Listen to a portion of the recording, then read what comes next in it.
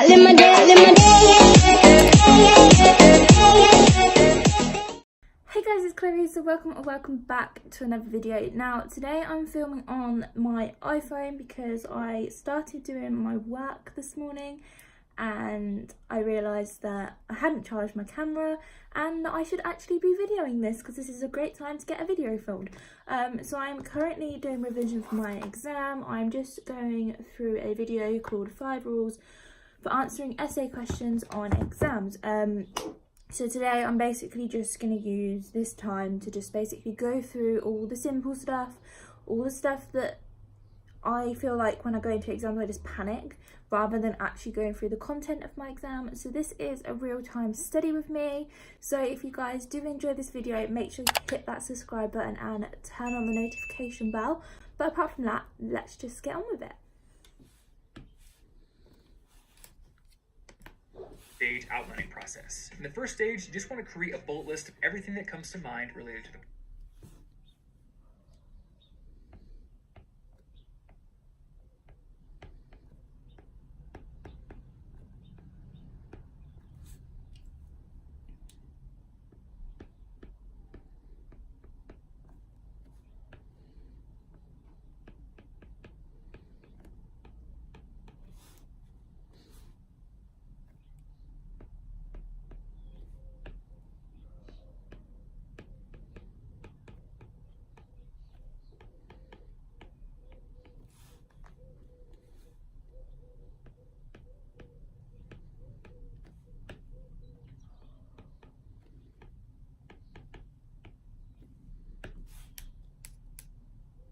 This is essentially a brainstorming phase. So at this point, don't worry about the order of the points that you're writing out because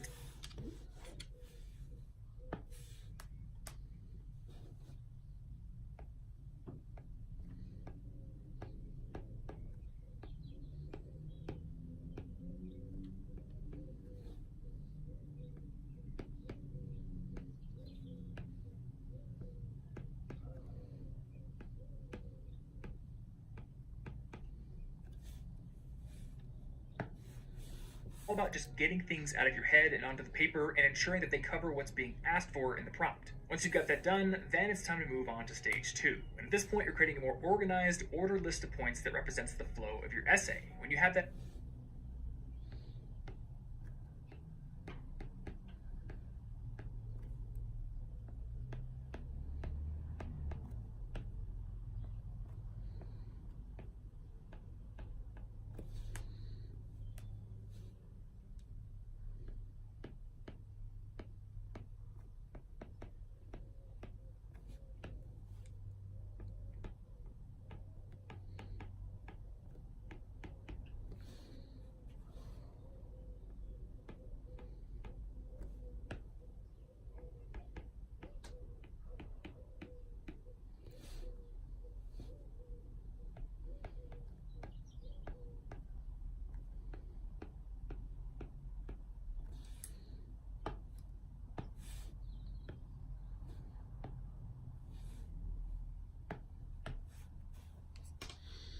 and you'll find that writing the actual essay itself is much easier.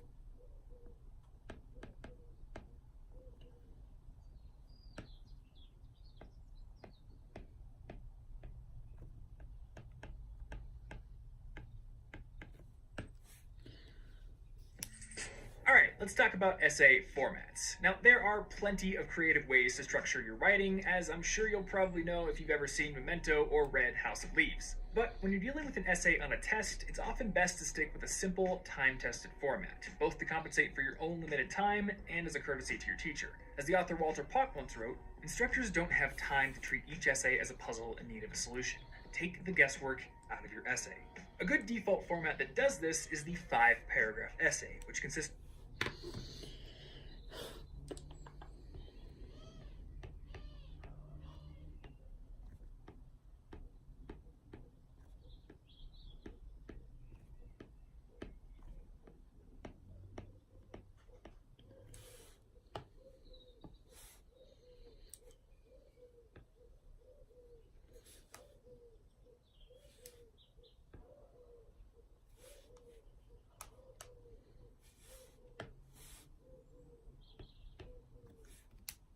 introductory paragraph, 3 body paragraphs, though you can use more if you need to, and finally a conclusion. Within this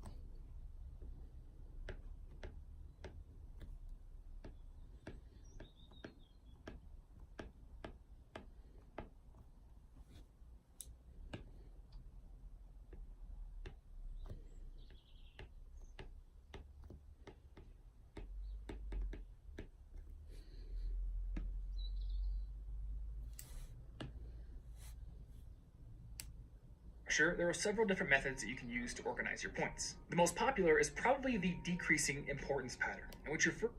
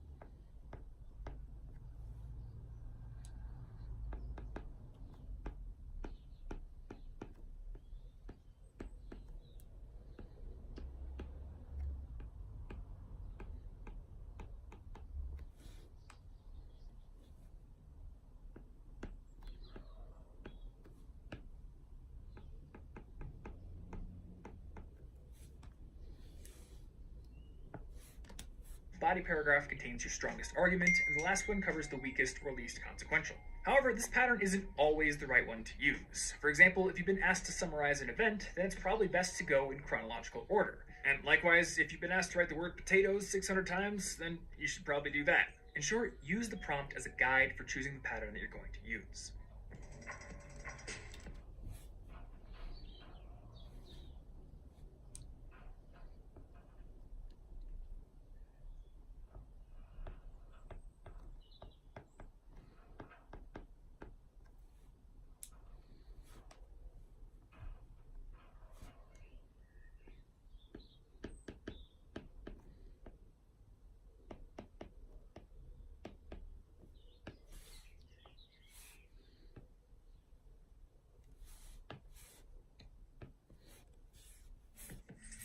Now, going back to that idea of taking the guesswork out of the essay, let's talk about the introduction. In most contexts, an essay has to earn its audience. That's why it's usually a good idea to start with a hook, something designed to grab the reader's attention and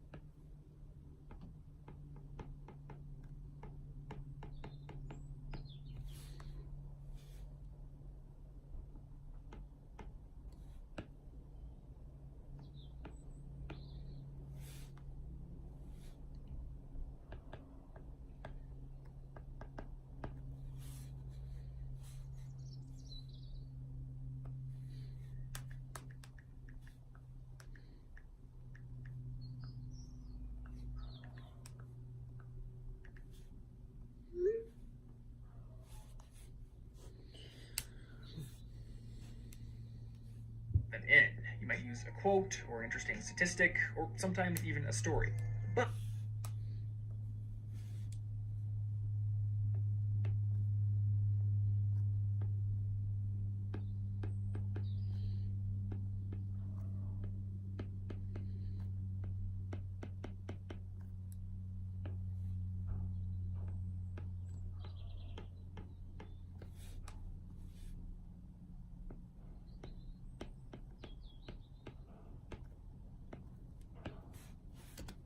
when you're answering an essay question on a test, you've got a guaranteed audience, namely your teacher. And when you're writing for an audience that you know, you can write with their needs in mind. So the question is, what are your teacher's needs? Well, number one, your teacher is looking to get through your essay as quickly as possible because he's got dozens of others to grade, and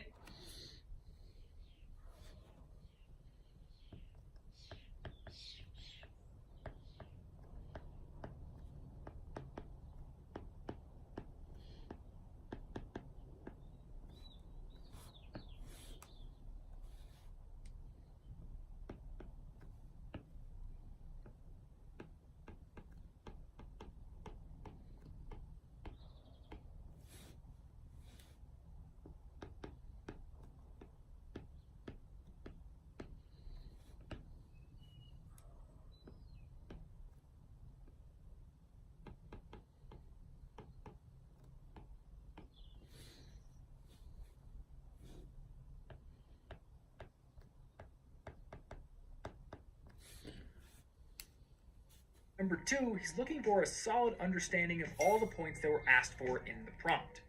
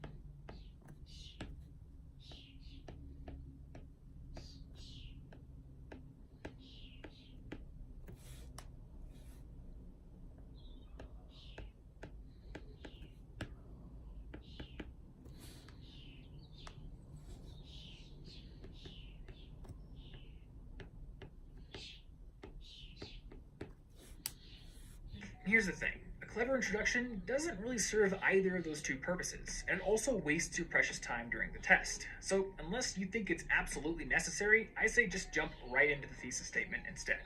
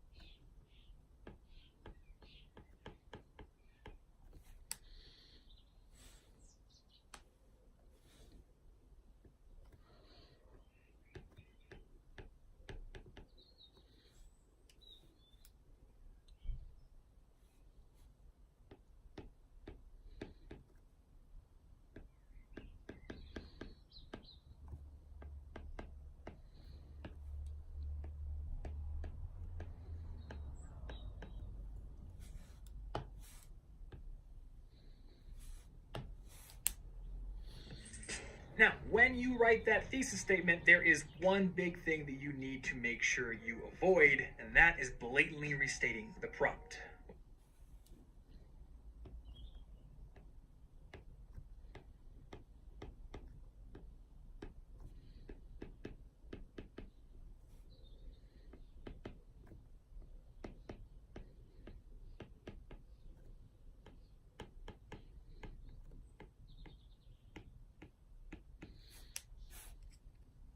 mean by that? Well, say you're faced with a prompt like this.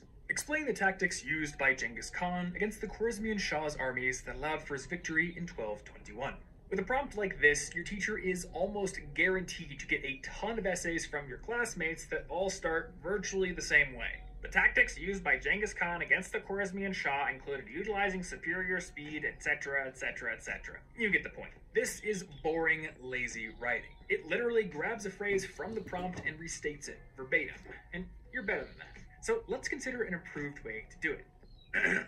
Genghis Khan's swift conquest of the Khwarezmian Empire in 1221 hinged on the use of several innovative tactics, chief among them being the constant utilization of superior speed and maneuverability. The Khan also subverted the Khwarezmian Shah's expectations by sending a force across the dangerous Tian Shan mountain range in order to attack from a different angle, and dedicated another force solely to the task of hunting down the Shah himself, forcing the Shah to continually flee and diminishing his ability to effectively command his forces. These tactics, in conjunction with a numerically greater force, allowed for a decisive Mongol victory that led directly to the destruction of the entire Khwarezmian Empire. This is the kind of introduction that covers what the prompt was asking for, but does so in a much more interesting way that demonstrates your ability to think and write independently.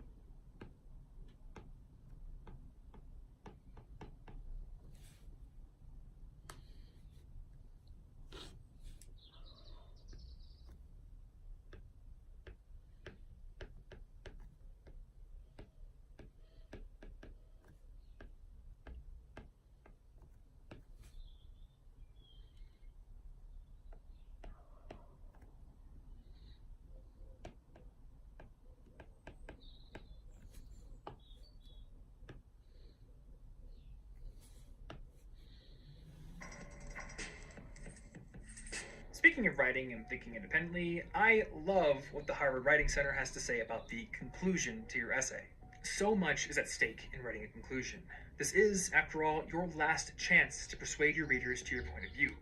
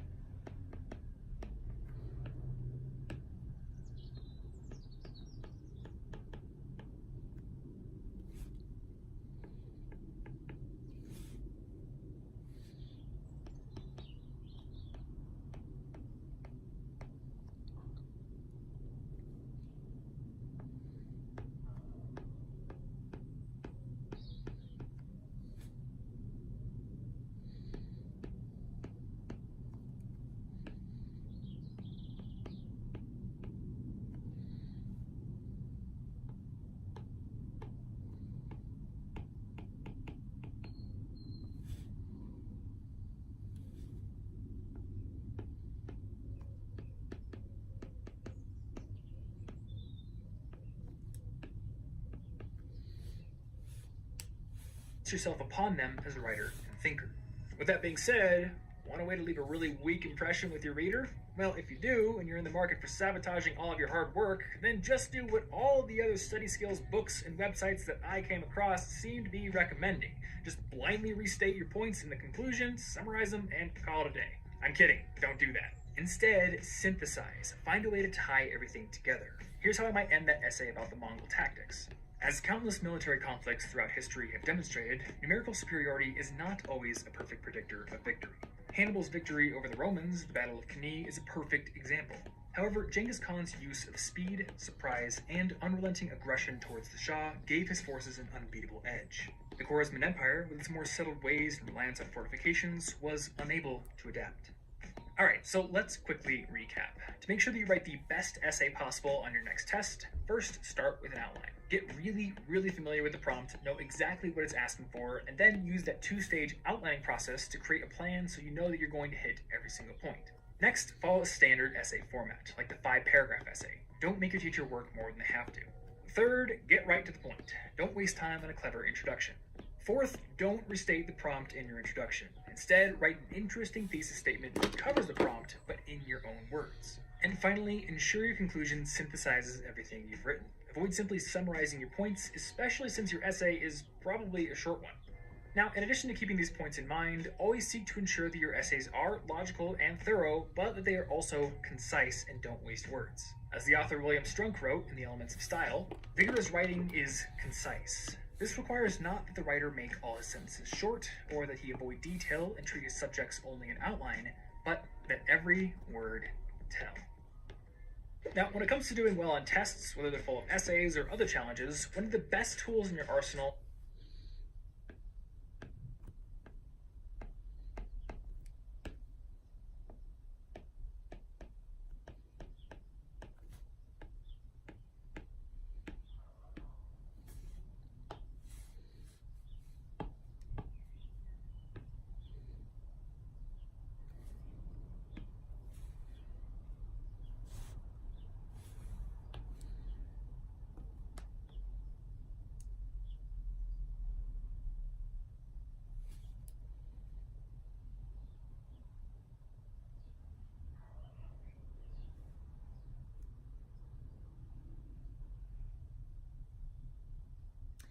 Okay, so I'm just going to leave this here. I really hope you guys did enjoy this. Of course, it was a real-time study with me, so you would have heard everything that was going on.